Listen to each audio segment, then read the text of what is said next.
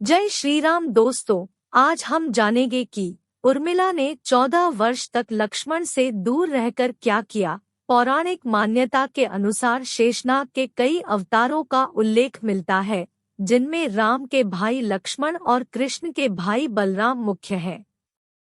रामायण अनुसार राजा दशरथ के तीसरे पुत्र थे लक्ष्मण। उनकी माता का नाम सुमित्रा था।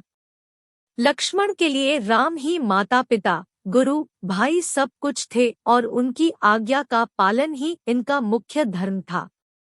वे उनके साथ सदा छाया की तरह रहते थे। भगवान श्री राम के प्रति किसी के भी अपमानसूचक शब्द को ये कभी बर्दाश्त नहीं करते थे।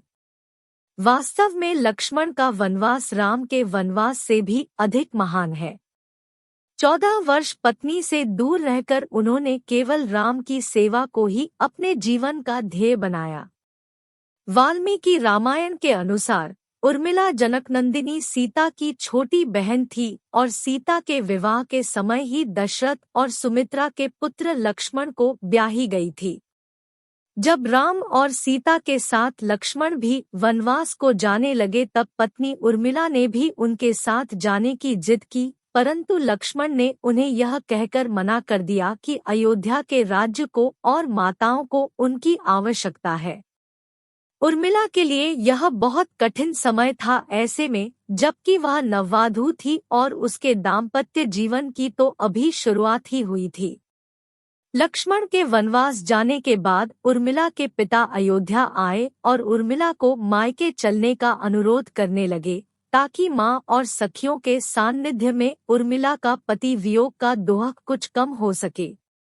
परंतु उर्मिला ने अपने मायके मिथिला जाने से इनकार करते हुए कहा कि पति की आज्ञा अनुसार पति के परिजनों के साथ रहना और दुख में उनका साथ न छोड़ना ही अब उसका धर्म है। यह उर्मिला का अखंड पतिव्रत धर्म था। जब लक्ष्मण जा रहे थे तब इस सबसे विकट क्षणों में भी उर्मिला आंसू न बहा सकी, क्योंकि उनके पति लक्ष्मण ने उनसे एक और वचन लिया था कि वह कभी आंसू न बहाएंगी, क्योंकि अगर वह अपने दोहक में डूबी रहेंगी तो परिजनों का ख्याल नहीं रख पाएंगी। लेकिन अब सवाल यह उठता है कि लक्ष्मण अपनी पत्नी उर्मिला से 14 वर्ष तक दूर रहे तो उर्मिला ने इस दौरान क्या किया। इस संबंध में मान्यता कर आधारित एक कथा पढ़ने को मिलती है। इस कथा का वर्णन रामचरितमानस आदि में नहीं मिलता है। कथा यह है कि रावण के पुत्र मेघनाद को यह वरदान था कि जो व्यक्ति 14 वर्षों तक सोया न हो वही उसे हरा सकता है। हालांकि लक्ष्मण अपने भाई श्रीराम और भाभी सीता की सुरक्षा और सेवा में इतने लगे रहे कि वे 14 वर्ष तक सो ही नहीं पाए। कथा अनुसार उनके बदले उर्मिला 14 वर्ष तक सोती रही। रावण के वध के बाद श्री राम, सीता और लक्ष्मण वापस अयोध्या लौटे आए और वहां प्रभु श्री राम के राजतिलक की तैयारी होने लगी। उस समय लक्ष्मण जोर जोर से हंसने लगे। जब लक्ष्मण से इस हंसी का कारण पूछा तो उन्होंने जो कहा कि सारी उम्र उन्होंने इसी घड़ी का इंतजार किया था कि मैं अब श्री राम का राजतिलक होते हुए देखूंगा, लेकिन अब उन्हें निद्रा देवी को दिया गया वो वचन पूरा करना होगा जो उन्होंने वनवास जाने के पहले दिया था। दरअसल निद्रा ने उनसे कहा था कि वह 14 वर्ष के लिए उन्हें परेशान नहीं करेंगी और उनकी पत्नी उर्मिला उनके स्थान पर सोएंगी।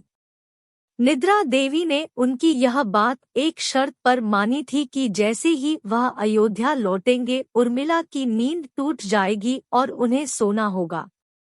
लक्ष्मण इस बात पर हंस रहे थे कि अब उन्हें सोना होगा और वह राम का राजतिलक नहीं देख पाएंगे। उनके स्थान पर उर्मिला ने यह रस्म देखी थी। लक्ष्मण के उर्मिला से अंगद और चंद्रकेतु नाम के 2 पुत्र तथा सोमदा नाम की एक पुत्री उत्पन्न हुई। अंगद ने अंगदियापुरी तथा चंद्रकेतु ने चंद्रकांतापुरी की स्थापना की थी। उर्मिला के पतिव्रत का बल। एक अन्य कथानुसार लक्ष्मण की विजय का मुख्य कारण उर्मिला का पतिव्रत था। मेघनाद के वध के बाद उनका शव श्री राम जी के युद्ध शिविर में रखा हुआ था। उस शव को मेघनाद की पत्नी सुलोचना लेने आई।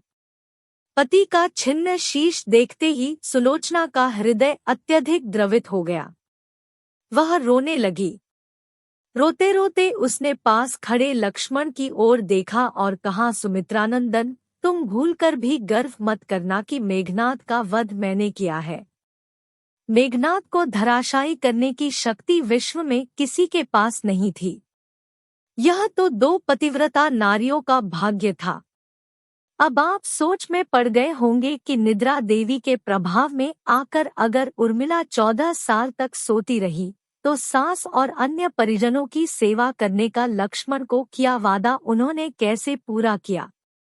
तो उत्तर यह है कि सीता माता ने अपना एक वरदान उर्मिला को दे दिया था। उस वरदान के अनुसार उर्मिला एक साथ 3 कार्य कर सकती थी। यदि आपको यह पौराणिक कथा पसंद आई हो तो सभी सनातनी हमारे चैनल को जरूर सब्सक्राइब करें तथा वीडियो को लाइक और शेयर करें। धन्यवाद।